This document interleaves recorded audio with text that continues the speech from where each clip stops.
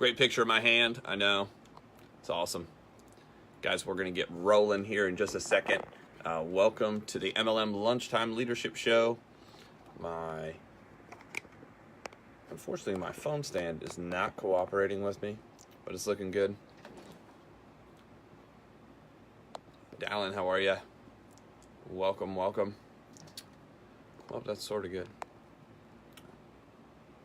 Ruby is watching. Ruby, how are you?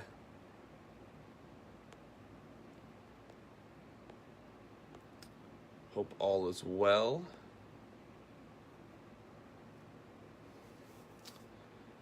Today is Tuesday. Dave Peters is on. What's happening, sir? Hope things are going well. How is the south side of Indy? I know you travel all over, but I believe you were from the south side. Got the Brazil shirt on. They took off and won yesterday. Pretty happy for that. The World Cup is strange this year. I mean, that would be the best way to put it. Different than anything I've ever seen in the past. You know, I started watching probably in '98 was the first year that I really started focusing on what was going on. So this was probably the craziest upsets that I've seen. Most of the big teams are out already. Brazil, interesting. Brazil snuck past everything yesterday, snuck past Mexico. So for those on the Mexican team, I apologize, but happy to see Mexico's in it. So we're gonna invite Bess on here. 1 second. Lucy's with us. Welcome. Hello. Charlie's on. Charlie, give us the lesson of today. He says, I know the law of influence. I have a lot of influence around this household. Just today, I got a very, very busy person just to stop and pet me just because I'm so lovable. So I don't know how long he'll stay on, but here's my little guy, my little teacher, companion, coach, friend. Awesome. So guess we can launch right in. Yep. Bess McCarty, founder and coach with the MLM Millionaire Club School for Network Marketers, and Jeffrey David Gamble of My Leadership Network, also certified John Maxwell trainer. And we are partnering to bring you these generic lunchtime leadership shows, MLM lunchtime leadership shows, so that we can raise the bar in network marketing, raise the bar of professionalism. Our purpose is to help people grow, to empower, educate, and equip entrepreneurs, and to create independent servant leaders. And today we are, every noon, we are teaching one of the laws, one of the 21 irrefutable laws of leadership by John Maxwell. And today is law number 2, the law of influence. So that's what Charlie's joining on today. Turn it over to Jeff. Awesome. And guys, I've been reading this. This is the 101 book, The Realms. Fantastic book as well. So if you haven't read it, great one to get on and read. But let's launch into this. Maxwell's philosophy on the law of influence. Leadership is simply influence. Nothing more, nothing less. It's influencing people. And if you don't know how to influence people, you're going to have a real hard time inside of direct sales. Obviously, this is specifically directed at direct sales. Donald, what's up? Donald, are you traveling? Are you here? Are you in Carolina? I can't remember. I know you go south several times. So the law of influence, learning the law of influence. Leadership is not a title, position, power, or stature. Leadership has everything to do with just influence. He says nothing more, nothing less. There's 5 myths to influence. Number 1 is the management myth. It says the idea is leading and managing are one and the same thing. So a lot of people will get a title, especially inside of direct sales. They've sponsored 1, 2, 3, 4, 5 people. Usually within the first 5, there's some kind of promotion inside of most direct sales companies. The unfortunate part is people will use that title as if they're leading. Sometimes they're not leading, they're just lucky. And I mean by lucky, sometimes it's the right place at the right time. They're going to get some people in on their team. And it doesn't mean you necessarily are a leader having people on your team. It just means that, you know, you've done the right skills to bring people in. Leading people is being able to turn around and actually create success from success. You know, if you've had success, being able to turn around and create it. A lot of times we have a new person teaching a new person. New person doesn't know what to do. They kind of got in the right place at the right time trying to teach somebody new, and they don't know what to do either. So you got two people who don't know what to do trying to counsel each other. It is hysterical to listen to. We actually sat on, don't hate me for this, but I actually sat on a conference call one time.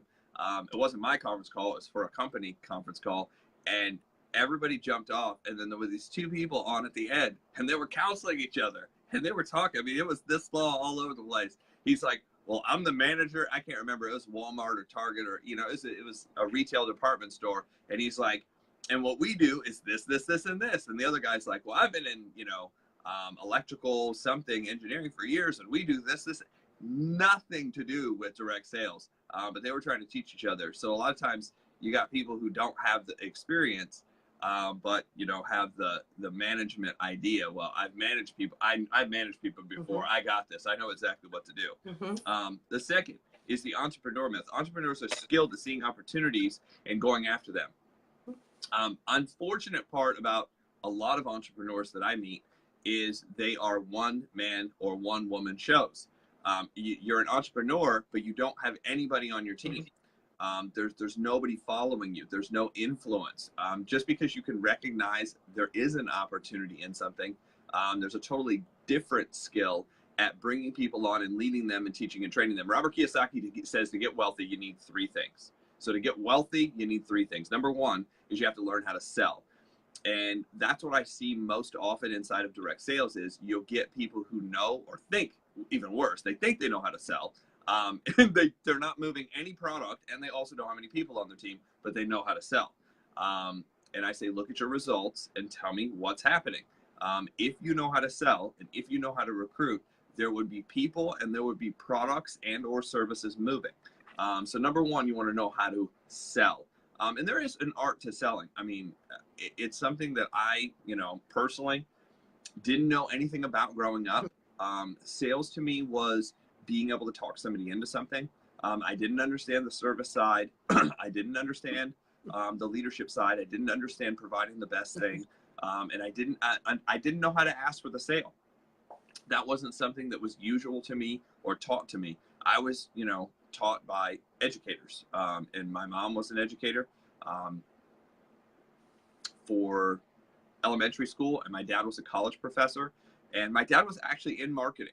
So, you know, I guess in a way I saw, you know, a sale happen every day, you know, being able to sell us to come to the table and get away from the TV or video games or whatever. But I didn't understand the art of sales, that there are certain things. Hey, John, how are you? There's a certain path or pattern to be able to do that. So as an entrepreneur, just being able to recognize the opportunity, just because you're there first or you can see the opportunity doesn't matter. So getting back to these three things about Robert Kiyosaki, number one is sales. Number two is hiring and training a group of people. If you can't hire and train a group of people, you can never replace yourself. And in direct sales, instead of hiring, we're going to talk about recruiting and duplicating. So if we're taking this exact same approach, because Robert Kiyosaki does believe in direct sales, and he says direct sales is the ultimate way to teach entrepreneurship to a person who doesn't understand what's going on. And I'll be honest, in some cases, building a direct sales company is harder than a traditional business in one respect, because it's volunteer based. That's the number one reason. But you have to learn all the same skills. Whether I'm trying to recruit somebody onto my team or I'm trying to hire somebody into my business, I still have to go out and present. I still have to go out and sell what I'm doing. I still have to go out and sell our process, our program, whatever. The difference being is in the recruiting side, it can actually be more difficult because you're looking for volunteer help that may not have the background at all. And now you're having to take somebody out of their environment and teach them what to do. That can be extremely difficult. Whereas if I'm trying to hire somebody for massage or microblading or, you know, lashes, because I work in the, you know, beauty, health, and wellness industry. If I'm trying to hire somebody for that, usually they have that skill, that technical skill. So now it's teaching them the process that we use, the payment, and blah, blah, blah, blah, blah. So in some cases, it's actually harder to build and maintain a direct sales business than it is a regular business. But the same thing is true in both cases, being able to go out and bring that person on board, the process is identical. The process is identical. If you guys think it's easier to hire people, I will tell you it's not. I have this conversation all the time. Lori's with us. Lori's a recruiter. She can tell you that too. She recruits real estate agents to come onto that team.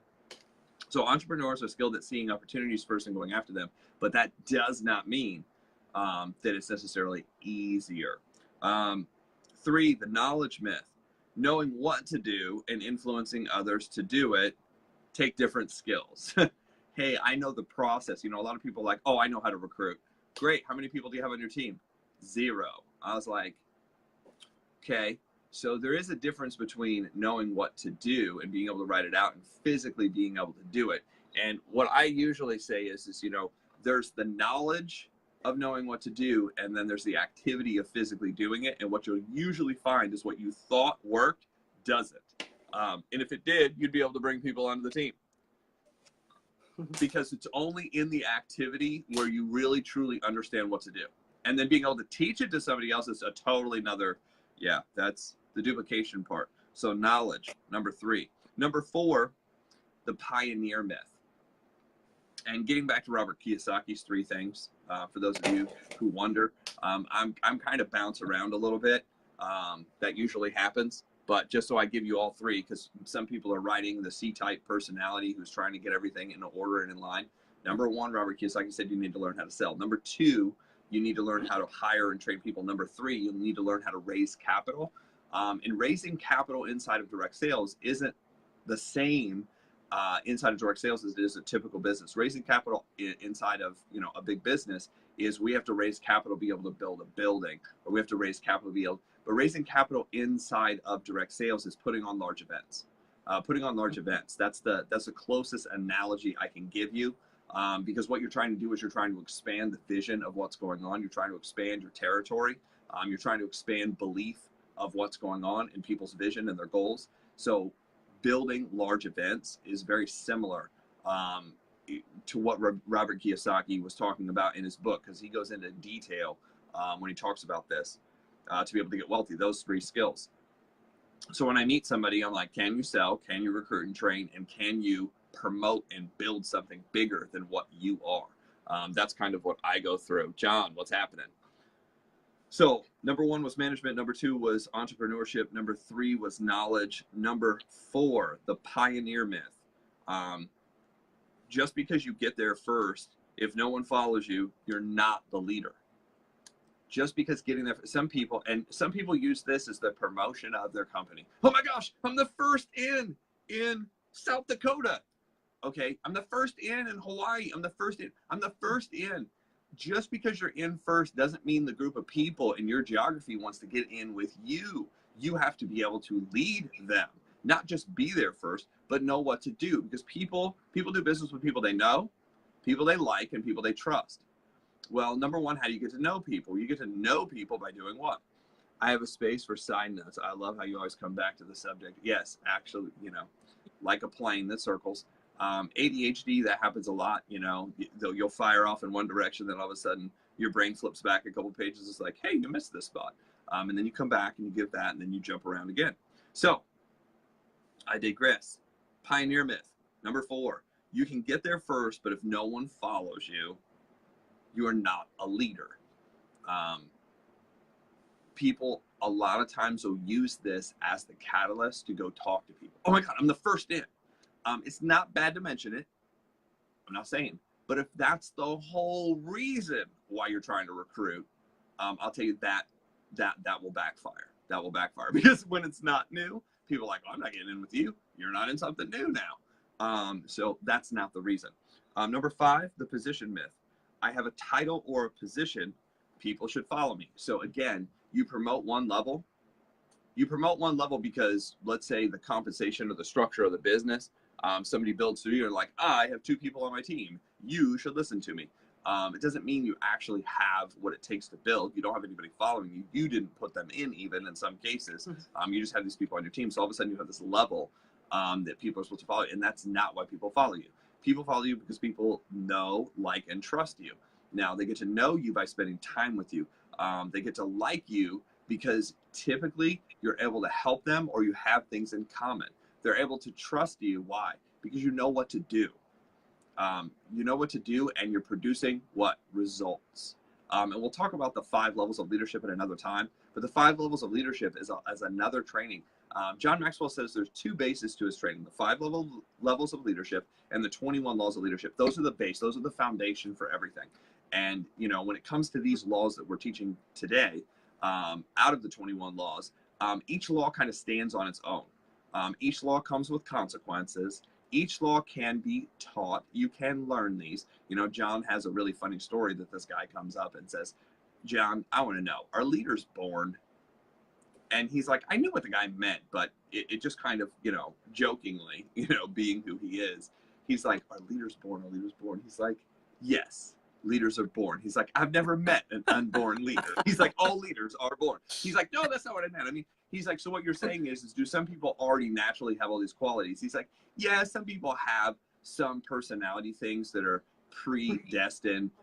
It just kind of seems natural to them. But he said all leadership is a learned trait. You grew up in a certain household. Certain people that I know grew up in military households, and part of the leadership was just kind of instilled in them. Some people just naturally have, because of their personality, that ability to see ahead, that ability to lead. And once they pick up some of these skills, they pick this stuff up because it's something they're wanting. Welcome. I know that's a Korean name, but for the life of me, I tried to learn Korean and I still don't know it. So welcome. Appreciate you jumping on real quick. So here's what we do. Those are the 5 myths of the laws of influence. So let's talk about living the law of influence. Living the law of influence. 7 character factors of leadership. Number 1 is character, who they are. So let's use this to direct sales, because this is the MLM Lunchtime Leadership Show. Let's talk about, leading inside of direct sales or leading inside of MLM. Character, who they are. So if you had known, think about this. If you had known somebody who rocked it out in, car sales, and then they went from car sales to real estate, and they rocked it out inside of real estate, they did very well. And then you see them at the church or synagogue or mosque or wherever you attend. If you don't attend any of those, you saw them at, a company picnic of some kind. And all of a sudden they say, hey, I'm getting into the insurance business and I'd love to be able to sit down with you. If they had rocked it out in the first 2, what they've done is they built a character model. They've already been successful in 2 things. If they're going into a 3rd thing, here's what most people naturally would do. They would naturally respect this person. They know they're new, but they already like the character they have because they've done well. They're hearing from other people they've done well. They've seen them do well. And I'm just not talking about financially well. I'm talking about that this is a person who really helped people because their character is there. That's why they're able to influence people.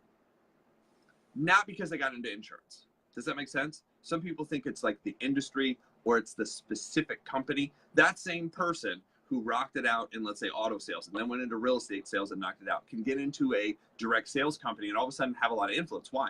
Because they had helped a lot of people in the car business. They had helped a lot of people in real estate. Now, just because somebody's in car sales or somebody's in real estate, does that automatically mean they have character inside of direct sales? No, some people are awful people inside of those 2 industries. I'm talking about somebody who does the things they're supposed to do. They're competent. They're concise.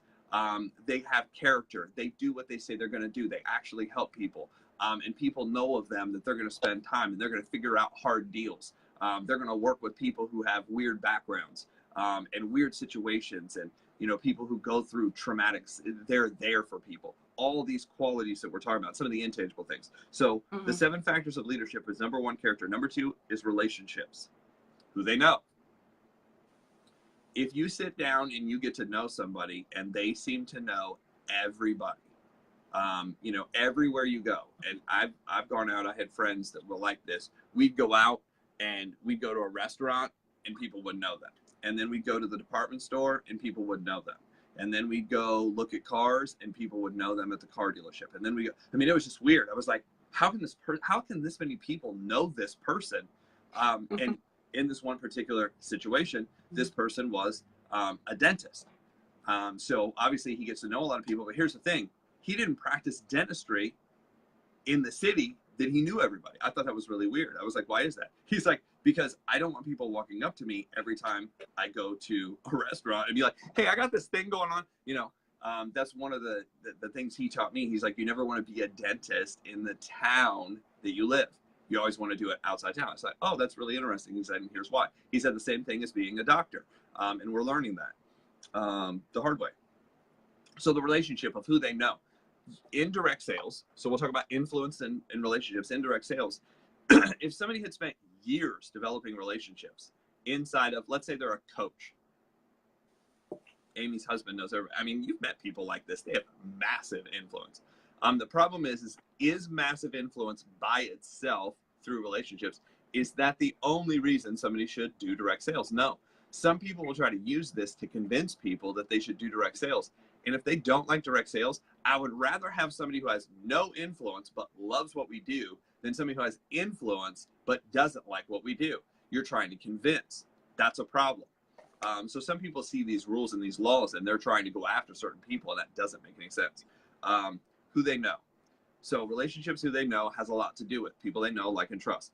Number 3, knowledge. What they know.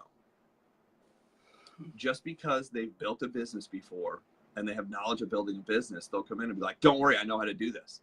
I had a couple people on my team at one point that knew everything. They knew everything. They're like, oh, I can do this. And they actually, within, I don't know, it was like a 6-week period of time, they're like, I don't need you. I'm going to go start another meeting. And I'm like, there's some things you probably need to know before you go do that. I tried to pre-warn them, but this person had built before a traditional business, had money. And I'm like, well, I mean, the good news is everybody learns lessons in this business, and it costs them. It's cost me thousands of dollars to learn the stuff I need to know. The only good case here is I knew the guy had money. And I was like, you're going to burn through some money, but at least you have money. You're not going to starve as you do this. This is going to be a tough lesson. He went down, and for about 90 days, he spent his money trying to run an event. He got 3 people the first time and 4 people the second time, and, a couple people the third time. And eventually it came back, and he's like, hey, I need to ask you some questions. I'm like, yeah. He's like, well, I'm running this event, but it's not working. And I'm like, oh, really? But, I knew why, but I was like, really? I was like, well, that amazes me. Why that would work, why that would be. He's like, well, I'm doing all the things. I just don't understand. And I was like, let's sit down and talk about that. And sometimes you have to sit down, and just because you see something happen, you think you have the knowledge from somewhere else to do it. What I can say is stick with the people who know how to do this, and who have the results. Chanel's on. Chanel and her husband are building a giant business. So this is why you want to be around Upline, and you want to use people who have experience to be able to build with. It's just something you need to know how to do. Intuition, what they feel. Intuition is great. I mean, some people are like, you know what, we need to do this right now. And we need to implement this. Some people will just feel what needs to happen inside of a team, inside of a group, and they'll just automatically start doing it. And all of a sudden, boom, it explodes. I have a good friend. One of my mentors had built to a 7-figure income, and he did it really quick. I mean, his first year, 6 figures, his second year, 7 figures. I mean, that's fast. 28 months, it was 32 months to 7 figures. 32 months, he was able to pay off. He had 7 appliance stores and 3 Radio Shacks. 7 appliance stores, 3 Radio Shacks. He was $3.2 million in debt when he started the business, and he liquidated all that within 32 months. That's fast, guys.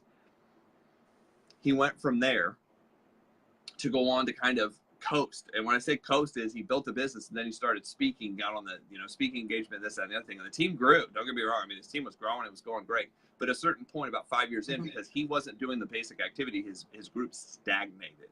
Stagnation.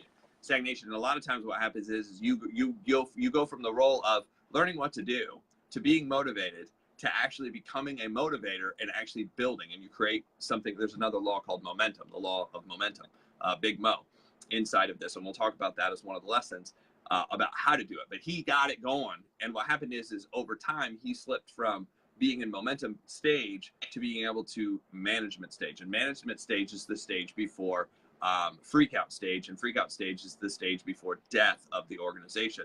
So all of a sudden, he slipped from management phase, and all of a sudden, he went down into the freak out stage. Uh-oh, what's going on?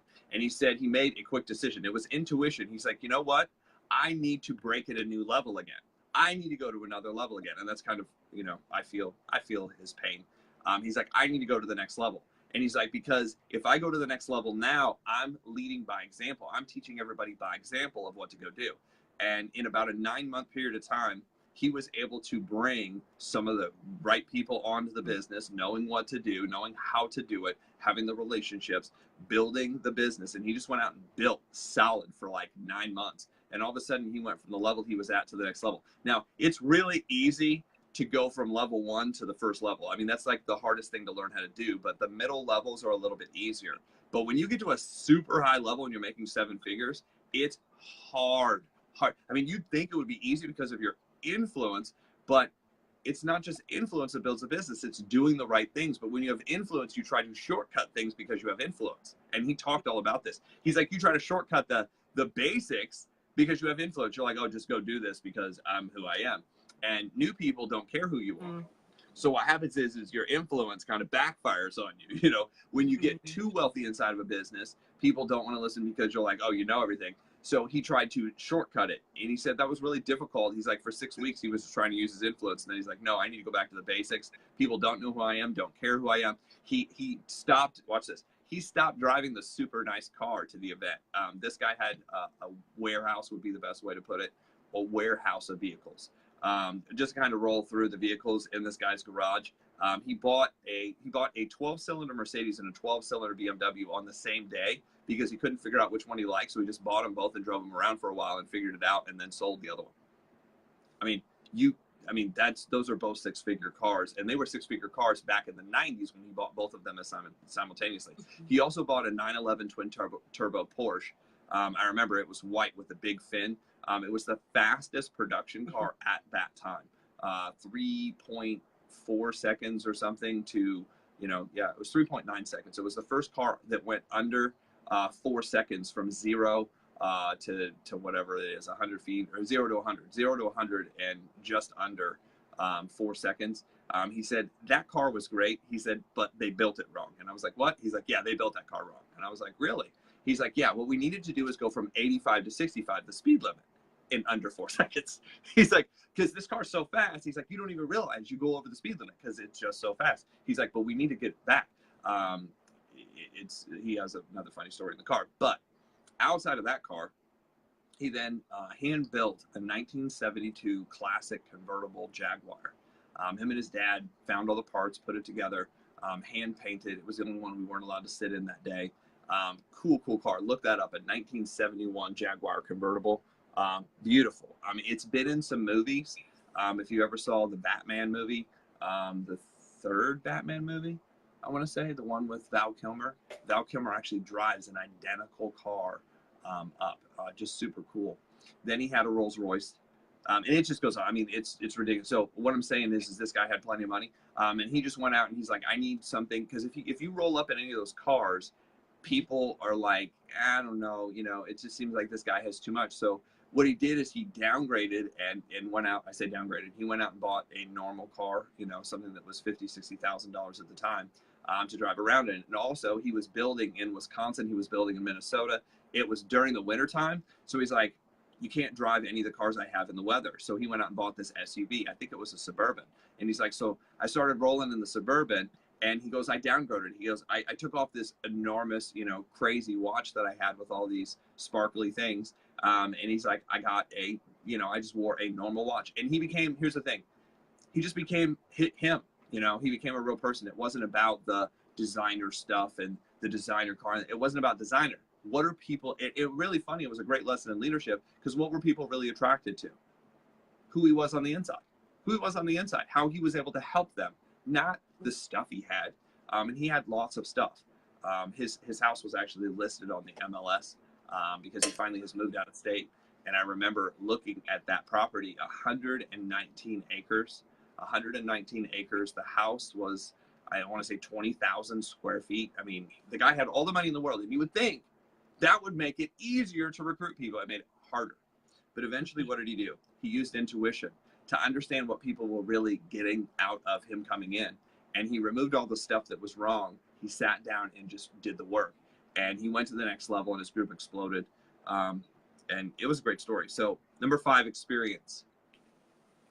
Again, we go back to if somebody had hit it in cars, if somebody had hit it Sometimes people have hit it big in another company before, and you know they've hit it big in another company. So that's why some people follow them. They're like, dude, if this guy's going to do it again and I could get in front of, I mean, think about it. If somebody's going to do it again and you could get in front of them doing the work, would that be a good position to be in? Yes, if you want to build, if you like that person, if you get along with that person, you know, it makes sense to align with people who've done it before. Experience, past success, same thing. Somebody might have experience from a different industry bringing it over. Some people might have past success in the industry bringing it over. That's number 6. And number 7 is ability, what they can do. There are some people, no matter what they go into, I mean, it's digging a ditch, it's, you know, putting in a pool. Some people can rebuild a car. It just seems like they can go out and just knock out of the park, whatever they're doing. Hi, Julie, what's happening? So number 1 was character. Number 2 was relationships. Number 3 is knowledge. Number 4, intuition. Number 5, experience. Number 6, past success. And number 7, ability. These are the 7 factors of leadership, why people follow people, why influence works. So leading others to the law of influence. A leader sees more, sees further, and sees before everybody else. Lead from a no leverage position. John talks about the ultimate no leverage position is inside a church, synagogue, mosque, because it has to be built on 100% leadership. There is no financial background. You know, you're just building on pure leadership, your ability to basically be in front of people and help people with their lives and understand. He's like, that is the ultimate. Try to do it. He's like, if you really want to understand leadership, he's like, do it in a volunteer organization. He goes, go volunteer somewhere and see how many people you can get to follow you. The second hardest thing to do outside of volunteer is leading your peers. Some of the hardest people you will ever recruit are the people you've worked around, your family, the peer group that you're in. Those are the hardest people to lead. Why? Because if they're at the same level as you, you really have to have some leadership skills usually to pull them in the direction that you're going. Words or phrases that indicate the opportunity to teach the law of influence. I just can't seem to get anybody in. My friends just won't do this. Sometimes it's the skill and the approach. And that's what I found. Most of the time when people are saying this and they're talking about influence, it's because the motive's wrong. The motive is I'm trying to sell them. I'm trying to get them. I'm trying to make people do. Why won't they do it? Well, that's just what I want. And my friends, they want me to do a bunch of stuff. They want me to go work for them. That's the wrong approach. So sometimes it's an 80-20. It's really the approach. The second part is you need to learn some of the laws of influence. Maybe what you're doing, and Bess brings this up, and she might bring this up. I don't want to steal your stuff, but I'm going to in this case because it was so good. The number 1 reason why people don't join network marketing is because they don't like the person. They don't like you. Why don't they like you? Because you're trying to sell them rather than help them. And here's the thing, just like a dog, they can see it. You know, that's a good test. Charlie's there. We'll just, you know, it's the Charlie test. Bring them over. If Charlie tries to chew their leg off, not the person to go after. Don't join. And I'm not saying bring the dog everywhere with you either. You know, that'd be weird. Every single sit down, you're like, here, let me let my dogs. No, you're just not the right person. That would be funny, though. The 3 questions followers ask leaders. Do you care for me? Can you help me? And can I trust you? Know, like, and trust, right? That's those questions. That's what's going on in people's head. First of all, do you care for me? Is this really here to help me, or is this just here to put money in your pocket? Number 2, can you help me? Do you know what to do? Here's the thing. If your presentation sounds like this, I can tell how well somebody's going to do when they present by the words they use. This is about influence. When they're like, well, listen to these words. Well, kind of, you know, sort of, I looked, you know, and it seemed like it was a good idea. It kind of, you know, it kind of, sort of, maybe, works. And here's, you know, and I'm not sure when, but, you know, this is what happens. And they always go back to what they feel. Well, I feel that this is, and I feel that this is, and I feel that that is. And they get done. And here's basically what you said through your body language and through your verbiage. The words kind of and sort of and maybe and all super tentative words basically say, I don't know what I'm doing. I don't know where I'm going. And I have no idea how to help you. And I hear it all the time. Mm-hmm. You know, hey, we need to go to this event. Oh, okay, yeah, I kind of, you know, I thought I was going to go, but I sort of looked at my schedule and, you know, I forgot that I had these things and, you know, but I want my team to go. Okay, but you just talked yourself out. I mean, you're not going, but you're trying to lead other people to it. Here's the thing. Don't be the travel agent. Be the tour guide. Be the tour guide. Be first. Be the one that books everything, aligns everything, knows exactly where you're going, knows the itinerary, knows what's happening. Because people want to follow somebody who knows where they're going. If you don't know where you're going, it's really hard for people to follow you. And if you use the word sort of, kind of, like 6,000 times in a sentence when you're presenting, you are telling somebody, I don't know what I'm doing. Indirectly. You don't even know you're telling people. You're like, I've never said that I didn't know what I was doing. I'm like, yes, you did. Through your body language, through your eyes, through your tonality, through the words you use. There's a great book. There's a great book inside of the industry written by David Bird, and it's called The Vocabulary of a Leader. The Vocabulary of a Leader. And what I realize is leaders use very specific words. And if you don't use these words, you need to learn these words. And these are the words that will gain you confidence internally yourself. You know what you're doing. If you don't know what you're doing, you need to work with somebody who knows what they're doing. That's what I'm saying. Somebody who's influential. Okay, what did I do? Cancel. Sorry, hit some buttons there. Thankfully, I didn't hit the button to shut us off because I've done that too. Jeffrey. Oh, thank you so much, Amy. I try to give you, here's the thing. If I'm pointing the finger back and I'm being really super strong in it, here's why I'm being really super strong. Because I screwed it up at one point and thought I knew what I was doing, and I didn't know what I was doing. Especially when I get like really passionate about something. The passion that comes from remembering how bad I used to do it and how many people I turned off and how many, you know, opportunities that I screwed up. That's where the passion comes from. It reminds me of all the times I was like, man, I don't want anybody else to screw this up. Let me really hammer this point. So with that being true, that is the last part of influence. That's what we're going over for today. And I'm going to turn this over to Bess to get some of her insight. Well, thank you. We've all made all these mistakes, and I'm still learning every day. So if you feel like there's a lot to learn, you are in good company. And Charlie says that I should say hi to Donald, Denise, and Jacqueline, and Nancy, and Lucy, and David, and Henry, and Lori, and Julie, and John, and Amy, and Kareem, and Leona, and Zenobia, and Marilyn. And Jeff is not just talk. He has a lot to share because it's from his experience. He has recruited over 500 people frontline personally. He has built 2 teams of over 5,000 people, and his teams have produced over 10 million in sales. I have not done that much, but years ago I was full-time network marketer for years, did things like win trips to the Bahamas, and have a lot of experience leading people. For about 4 years in California in my church, I was head of 60 teams across California, all volunteers. So it's very much all about motivation. You cannot fire them.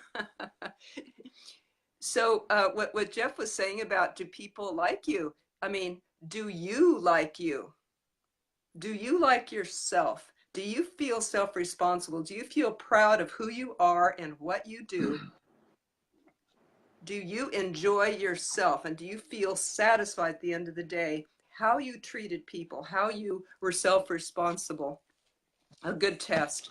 If you doubt that, then come and let Charlie give you your approval.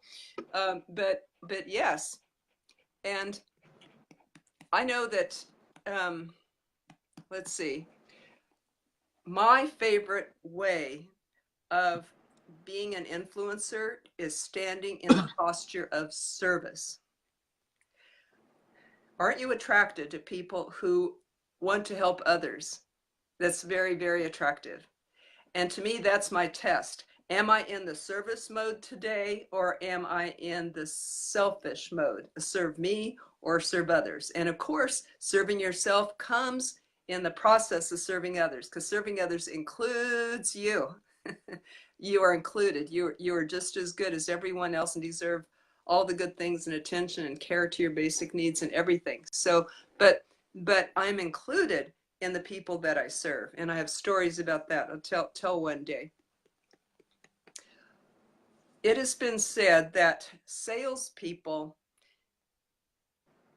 do not always make good network marketers, but teachers do. It's Randy Gage that has the opinion that teachers make the best network marketers, like school teachers, translated over, because this really is about education and not sales. So there's that service thing. When we focus on education, it works. That's the service part. I talked with one network marketer one time, and she said, I said, what's the toughest thing on your team that, your toughest obstacle?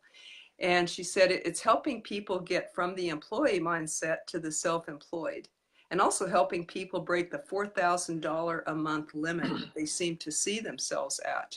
So that's what a leader does, helps to do that.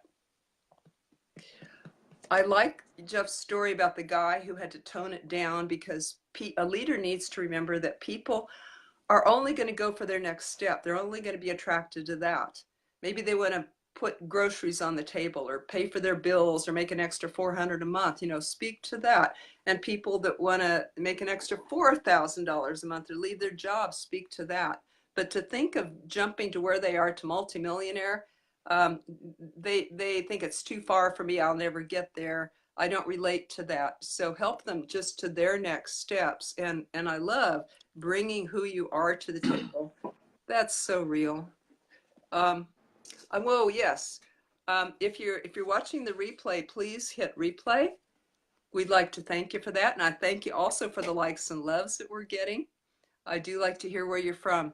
If you've been getting value from this, please hit share, because we'd like to help as many people as possible, and tag friends. So let's see. I will, turn it over to Jeff right now.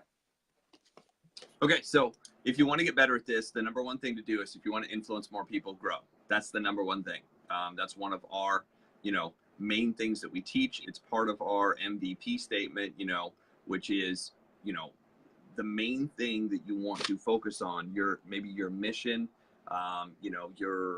your vision, your purpose is to grow as a person. If you grow as a person, you're able to influence more people. So if you're having a tough time with this, part of it needs to be selfish. It needs to be the time you take to build you. That's one thing. A leader, a really good question is consistently ask people, hey, what are you reading? What are you reading? What are you learning? And they're like, well, I read the newspaper. I read the billboard. I read the ad at the bottom of the, they're not reading. And they say leaders are readers and readers are leaders, vice versa. Reading the right things. This would be a good book to pick up, the 21 Laws of Leadership. Bess can actually put the link in if you want the digital copy. I'm a hard back book person. I ordered books yesterday. My thing is at the very end, of my life, I don't want to be able to give somebody some VCR tapes, because they're going to be obviously not very useful. I don't want to be able to give somebody DVDs, because I'm guessing that they're going to be out of style and not very useful. But the library that I have, that will be probably the most useful thing that I could probably pass on. Those books with those notes along with it, that's really where the experience comes from. Learn from other people's experience. You have two choices. You can go out and mess all this up yourself, and you can take all the time and all the money in the world, or you can read from other people's experiences and shortcut a lot of things. It took me a long time to figure that out. And here's why I didn't like reading. I didn't like reading because it took some of the qualities of a leader. It took focus. It took concentration. It took time. It took discipline.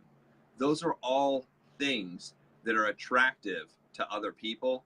And just like exercising and staying in shape, two things. One of the reasons I do it is because it's for me. I found out I had cancer when I was 19.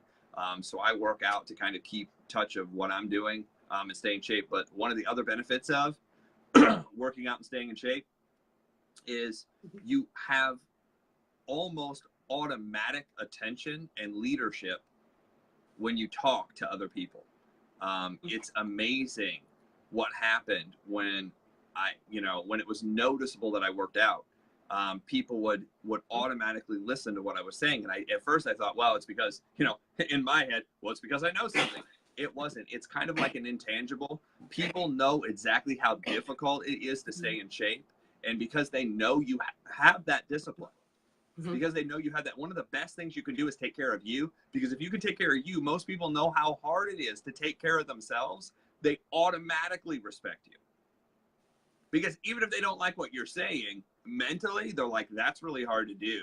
Well, this person's if they're nothing else, they're disciplined and focused, because that's hard to do. You can't accidentally get in great shape.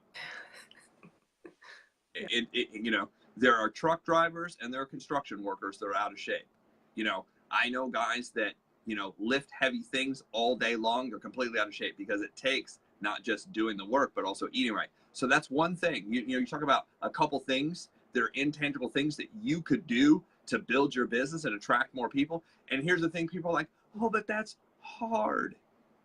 Of course it's hard. That leadership is not easy. Where in the world did you think leadership was going to be super easy? There's no book on leadership that's like the super easy way to lead people.